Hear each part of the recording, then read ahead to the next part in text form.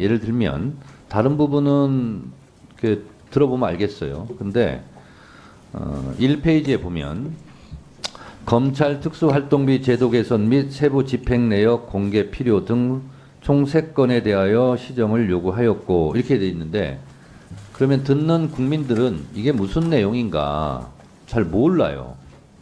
그래서 요거에 대해서 설명해 주실 수 있습니까? 검찰의 특수활동비는 약 80여억 원이 지금 법무부를 통해서 이 법무부와 대검 등에 지출되고 있습니다. 그럼에도 불구하고 전혀 지출 증빙이 되고 있지 않습니다. 그렇기 때문에 국민의 세금을 이 국회가 유일하게 예산 편성권을 가지고 감사하고 있는데, 또 결산 심사를 하고 있는데, 이와 관련된 어떠한 증빙이 되지 않으므로 저희가 사실상 심사가 어려웠습니다. 그래서 저희가 법무부에 재차 검찰에 사용하는 법무부와 검찰의 특수활동비 내역에 대한 공개를 요청했고요. 이 내역을 요청하는 과정에서 특수활동비 이 지출 지침에 대한 요구도 있었습니다. 그래서 지출이 어떤 기준에 의해서 되는지를 문의하였고, 그에 대해서 지침 서류를 제공할 수는 없으나 열람은 가능하다고 하여 열람을 하고, 또 이 특수활동비에 대한 각 지청, 지검 등의 기관별 이 특활비 배분 현황과 여러 이 내역에 대한 공개를 요구하였고, 여기에 대해서 가능한 범위 내에서 제공하겠다는 답변을 받았습니다. 네. 제가 19대 국회 정보위원회 야당 간사였습니다. 국정원을 소관을 하고 있죠. 야당 간사라면 국정원 정보위 예산결산심사소위원장을 제가 했습니다. 국정원 예산도 예산결산소위원회 위원장은 결산, 예산 모든 자료를 가져오라고 그래서 제가 일일이 연필로 체크하면서 4시간, 5시간 동안 제가 직접 다 보고 확인하고, 그리고 1차장 소관, 2차장 소관, 3차장 소관 자기들끼리 정리 못하는 것은 제가 교통정리도 해준 바가 있습니다. 그리고 국정원 예산이기 때문에 그것은 비밀에 속하기 때문에 그걸 제가 공개한 바도 없습니다. 그러나 국회에서 해야 될 기능은 이렇게 해야 됩니다. 그렇기 때문에 국정원 예산도 제가 그렇게 한 바가 있는데, 검찰 특수활동비가 뭐라고? 일단 이것을 집행 내역을 공개하지도 않고, 그리고 또 예산결산 심사위원들한테까지도 비밀로 자료를 주지 않는 것은 있을 수 없는 일이라고 생각합니다. 그래서 제도를 개선하려면 세부 집행 내역을 알아야 제도 개선을 할 거 아닙니까?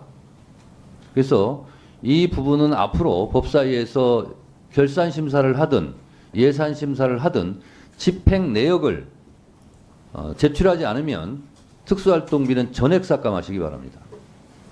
그렇게 해야 그것이 제도 개선이 된다 이렇게 생각하고요.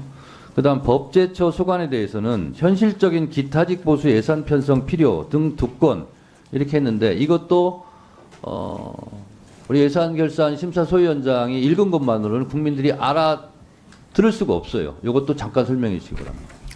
지금 여러 이 정규직을 제외한 또 이 비정규직 등으로 여러 업무에 종사하도록 하는 분들도 계시고요. 또 여러 기타직이라고 해서 정규직 이외에 직제를 가지신 분들이 실제 근무하고 계십니다. 그렇기 때문에 여기에 대한 이 현실적인 보수와 또 체계를 좀 만들어서 현실적 대안을 만들어야 된다의 정도 보고 드리겠습니다. 네, 감사원에서는요. 업무용 택시 예산을 감사 활동비 일반 수용비로 이관 편성할 필요했는데 이게 뭔 말인지 모르겠어요. 지금 현재 업무용 택시에 대해서 이 기본 경비를 더해서 특수활동비가 들어갔습니다.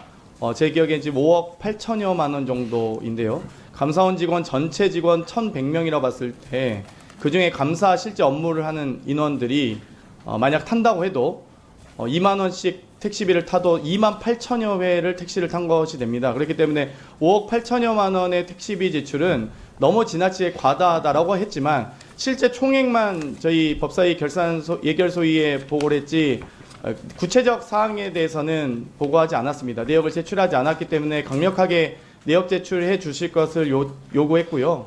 이에 대해서 일자와 여러 이 사용 시간 등을 고려해서 제출하기로 일단 했습니다. 자, 그러니까요. 감사원에서 감사원 직원들이 감사를 하기 위해서 가는데 업무용 택시를 탄다는 겁니까? 그런 거죠? 예, 그렇습니다. 근데 그것이 5억이 넘는다는 거예요? 5억 7,900만 원 정도. 감사원은 다른 차량은 없습니까? 택시를 타고 다녀야 됩니까? 뭐 그와 관련돼서 말씀드렸는데 뭐 이 잦은 야근으로 인한 택시 이용이었다라고 이것도- 하기에는 전혀 사실 소명이 되지 않았고요. 그리고 이것도요. 실제로 업무용 택시를 탔는지 아닌지도 지금 확인이 안 된 상태 아닙니까? 그렇습니다. 이 집행 내역을 자세히 보고하지 않기 때문에 네, 그런 거죠? 전혀 내역이 없었습니다. 이렇게 되면 국회에서 부실 결산 감사가 되는 거죠. 그리고요.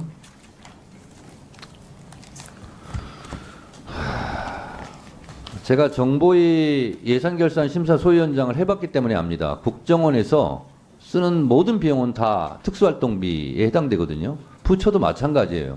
그 대략 짐작은 가는데 이 5페이지에 보면요. 둘째 줄에 보면 적정성과 투명성 확보 및 제도 개선 이거는 직접 국회에서 보지 않으면 할 수가 없는 겁니다. 그래서 이것도 직접 봐야 되고요. 특수활동비 관련 지침을 소위 위원들이 직접 열람하였습니까? 예, 열람했습니다. 그걸 여기서 공개할 수는 없습니까? 원본 형태로 요약본은 지난 21대 국회에서 제출했다고 답변을 받았고요. 네. 원본 형태로 이 전체 지침을 저희가 열람을 했고 뭐 필요한 부분은 메모해서 시간이 가능하다면 전 공개 가능하다고 봅니다. 법사위 네. 의결로서. 네. 그렇고요. 대법원이 시민단체에게 공개하도록 판결한 특수활동비 집행 내역을 제출받기로 하였습니다. 제출받았습니까? 받기로 했습니까? 네, 아직 제출받지 못했고 제출하겠다는 답변만 받았습니다. 자, 그러면 이게 실제로 결산 심사를 하긴 했는데 의례적으로 관례적으로 이 정도 하고 통과시키고 해왔던 게 지금까지 국회 관례 아닙니까? 하지만 이제 결산 심사를 시작으로 2024년도 정기국회가 개회합니다. 그러면 저희가 국정감사와 또 예산 심사 과정에서 결산에서 제대로 소명되지 않는 예산에 대해서는 전혀 예산에 반영할 의사가 없다는 걸 분명히 했기 때문에 결산 심사 이후에도 계속 제가 확인하도록 하겠습니다. 자, 부대 조건은 아니지만 일종의 부대 조건으로 우리 법사위 예산결산소위원회에서 자료 제출을 요구하라는 것을 계속 하시고요. 그것이 안 되면 예산에서는 어디다 쓰는지, 왜 쓰는지, 적절하게 쓰는지도 모르는 상태에서 예산 편성을 할 수는 없습니다. 네, 그렇습니다. 정부가 예산 편성을 하더라도 국회는 예산 심의권이 있어요. 그것은 심의권에 대한 포기거든요. 그래서 그 자료를 받기 전에는 이 예산 심사 특히 특수활동비에 대해서는 강력하게 제동을 걸어주시기 바랍니다. 그거를 일종의 부대 조건으로 오늘 통과를 시키는 걸로 하시고요. 그 다음에 감사원 감사 청구를 하겠다고 결론이 났습니까? 일단 검찰과 감사원의 특활비 집행 내역 자체를 제출하지 않았기 때문에 결산 심사 이전에 하지 않았기 때문에 이 부분에 대한 투명성과 적정성 확보를 위해서 감사원의 감사 요구를 하겠다라는 말씀을 드렸고요. 아니 그러니까 소위에서 그거를 의결을 했습니까? 이 부대 의견에 대해서는 논의를 했습니다. 그리고 관련된 내용 제가 이 수석전문위원회 최종 정리 보고 이후에 제가 구두로 감사원의 이 검찰과 감사원의 특활비 이 집행 내역에 대해서 감사원의 감사 요구를 우리 전체 위원회에서 논의해서 추진하겠다는 언급을 했습니다. 예, 그러니까 의결 사항은 아니지만 의결하기 전에 그거를 전제로 한 의결을 전제로 했습니다. 했습니까? 그렇습니다. 네. 그러면 지금 진행하고 있잖아요. 손 내리세요 좀. 진행하는 게 너무 이상해갖고. 이상할 게 없습니다. 왜 이상하네요? 자, 장경태 소위원장. 예. 그러면 소위원을 존중해야죠. 마치 소위원장 같다고. 그러면 의결하기 전에 감사원 감사 청구를 전제로 의결했다는 거죠. 예, 그렇습니다. 그러면 양 간사 간의 감사원 청구 부분에 대해서는 협의를 해주시기 바랍니다. 수고하셨습니다. 예, 감사합니다. 존중하고 해야지 말이지. 조용히 하시고요. 소위원들 보고하면서 뭐라고 하든 반응하지 마시고요. 송석준 의원님. 행동을 보여주셔야 송석준 의원님 위원장의 발언권을 얻지 않고 발언했으므로 145조 1항에 의해서 경고합니다. 맨날 경고야 맨날. 맨날 경고 먹을 짓을 하고 있잖아요. 1차 경고합니다. 이거 보험처럼 진행하지 마세요.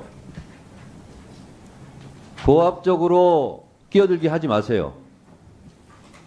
송석준 의원에 대해서는 145조 1항에 의해서 1차 경고합니다.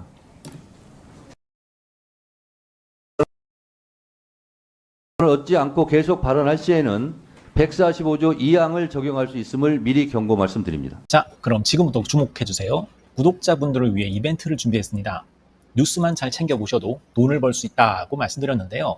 저희 채널을 보시면 다양한 경제 이슈들을 보셨을 때 어떤 생각이 드십니까?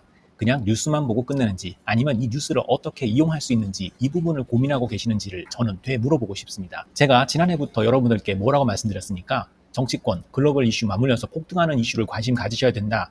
투자, 생각을 해보셔야 된다. 이렇게 말씀드렸습니다. 이런 썸네일 뉴스를 많이 보셨을 텐데요. 뉴스를 보셨을 때 부자들은 어떻게 생각한다고 했는지 기억나세요? 이슈를 투자 수단으로 어떻게 이용할 건지, 어떤 주식이 좋을지, 어디에 투자해야 돈이 자연스럽게 몰리는지 생각해야 된다고 말씀드렸죠. 그 이유가 뭐냐면 부자들이 이슈를 봤을 때는 이슈가 곧 돈으로 이어지고 그 이슈가 나에게 돈을 벌어준다는 경험적 확신이 있기 때문에 부자들은 항상 국내, 국외 이슈를 관심 있게 챙겨본다고 말씀드렸습니다. 이번에도 마찬가지입니다. 제가 지난번에 시청자분들과 함께하는 주식으로 수익 내기 이벤트를 진행했었는데요. 당연히 100% 무료로 진행을 했고 여기 보시면 아시겠지만 제가 지난번에도 저한테 구독이라는 문자를 보내주신 모든 시청자분들께 이렇게 자신있게 추천드렸습니다.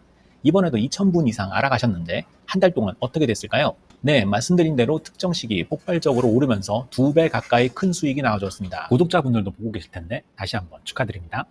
이번에도 마찬가지입니다. 가장 큰 이슈가 될 국내, 국외 이슈, 특히나 글로벌 이슈이기 때문에 우리가 어떻게 생각해야 할지, 돈이 벌릴지 생각해야 됩니다. 제가 이번에 뭘 보내드린다고요? 지난번과 같은 방식으로 구독이라고 문자를 보내주시면 앞으로 대장주 역할을 할 급등 종목을 시청자분들에게 종목명과 사고 파는 시점을 모두 알려드리겠습니다. 그래서 여러분이 주식으로 돈 버는 방식을 연습해 보시라는 겁니다. 저희 채널을 구독해 주시는 분은 문자로 구독이라고 보내주시면 무료 추천 종목과 종목 분석 리포트를 공유받으며 우량주, 급등주 종목을 매도, 매수 시점을 정확히 잡아드리겠습니다. 시간은 심야 시간도 가능하며 언제든 문자로 남겨주시기 바랍니다. 종목은 10명의 전문가가 합의한 단 하나의 최종 종목이 나갑니다. 처음 받아보시는 분은 발송드린 종목을 바로 매수하시기보단 어떤 종목인지, 종목의 수익률은 어떤지 일주일 지켜보시고 매수하시기 바랍니다. 이 모든 이벤트는 무료이며 문자 한 번에 작은 변화가 기회로 변해 큰 수익으로 이어질 수 있는 놀라운 과정을 저희가 함께 하겠습니다. 그래서 지금 이 영상을 보시는 시청자분들 중에 나도 이번 종목이 좀 궁금하다 하시는 분들은요. 누구나 상관없이 그리고 어느 시간대나 상관없이 부담 없이 010-2560-9514번으로 구독이라는 문자 보내주시면 제가 이번에도 똑같이 무료 추천 급등주 문자를 보내드리겠습니다. 이해되시겠죠? 제 번호 010-2560-9514로 구독이라는 문자 보내주시면 여러분들이 직접 이슈를 통해서 돈 버는 연습을 해보실 수 있는 것이고 제가 돈을 받는 것도 아니고 투자를 대신해 드리는 것도 아니기 때문에 부담 없이 신청해 주시면 되는 겁니다. 그리고 수익이 나면 저는 다른 것은 바라지 않습니다. 제 채널에 구독, 좋아요 한번 눌러주세요. 감사합니다.